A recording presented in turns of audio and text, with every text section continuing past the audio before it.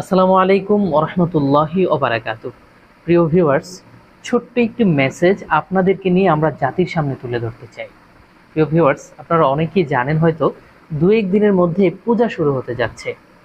আর সেই পূজাতে দেব বা দেবতার নামে খাসি বলিদান দেওয়া হয়, যেটা আপনারা সকলেই জানেন।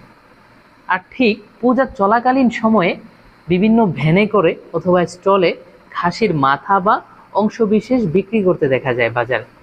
আসলে আমরা সেগুলি কিনে হারাম খাচ্ছি না তো? আদৌ কি খাওয়া তা আমাদের জন্য জায়েজ? যদিও খাসি একটি হালাল প্রাণী, কিন্তু যখন কোনো পশুকে গায়রুল্লাহর নামে জবে করা হয়, গায়রুল্লাহ বলে আমরা এতটুকু বোঝাতে চাচ্ছি আল্লাহ ছাড়া অন্য কারো নামে প্রাণীকে জবে করা হয়, তখন তা খাওয়া আমাদের জন্য কোনোভাবেই জায়েজ নয়।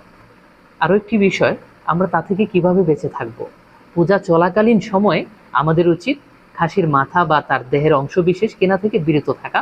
সেটাই হবে আমাদের জন্য উত্তম উপায়। যদি আপনার কাছে ভিডিওটি গুরুত্বপূর্ণ বলে মনে হয়, তাহলে আপনি অবশ্যই মুসলিম উম্মার স্বার্থের জন্য ভিডিওটি শেয়ার করে ছড়িয়ে দিতে পারেন সবার মাঝে। ধন্যবাদ। আসসালামু আলাইকুম।